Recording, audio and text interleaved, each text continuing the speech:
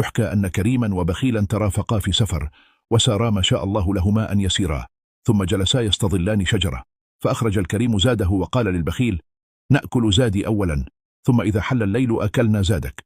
وحين ودعت الشمس وهج الحمرة وأرخى الليل سدوله، قرر البخيل أن يأكل الزاد وحده، متذرعا بأن السفر طويل والجوع شديد، فغضب الكريم وقرر أن يفارقه. وهكذا كان. مشى الكريم تحت جنح الظلام حتى وصل إلى طاحونة مهجورة، فقال في نفسه: أبيت الليلة هنا، وحين يصبح الصباح سيقضي الله أمرا كان مفعولا. ثم صعد إلى حجرة مرتفعة من الطاحونة، وقبل أن يستسلم للرقاد بدأت مجموعة من الحيوانات المفترسة تدخل إلى الطاحونة تباعا: الأسد، النمر، الفهد، الضبع، الثعلب، النمس، وابن آوى. وبعد أن اكتمل النصاب وقف الأسد قائلا: السلام عليكم معشر الغاب، حللتم أهلا ووطأتم سهلا، فمرحبا بكم في اجتماعنا الشهري. ثم أردف قائلا: لقد اطلعت على تقاريركم، وأعجبني حسن تدبيركم للأمور وحصافتكم في التعامل مع الرعية، وأنا أشكر لكم جهودكم وأشد على أيديكم، وأهيب بكم أن تحافظوا على علو همتكم. والآن إن كان لدى أحدكم ما يطلعنا عليه فليفعل.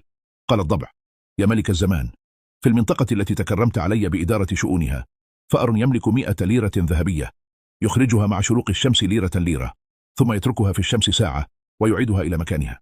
قال النمر: أيها الملك الرشيد ذو الرأي السديد، في المنطقة التي أوكلتم للعبد الفقير إدارتها ملك من بني البشر جبار رعديد، كثير الأعوان، مسموع الرأي، مطاع، غير أن له ابنة قد عجز الطب عن شفائها، وقد وعد الملك أن يزوجها لمن يشفيها، ودواء الأميرة يملكه راع بمنطقة كذا. قال النمس: يا من اشترى قلوب الرعية بالعدل وأطفأ غلهم بالمساواة، في منطقة شجرة لا تثمر، جذورها ضاربة في أعماق التراب، وأغصانها ناطحة للسماء، وتحتها كنز لا يتسع له مجلسك المبارك. قال الثعلب: السلام على الملك الذي طوع الرعية بعدله وخوف العصاة بزاجره، لقد تنكرت الطرائد وتفننت في الهرب، ولم يعد بالإمكان الوصول إليها إلا بشق الأنفس.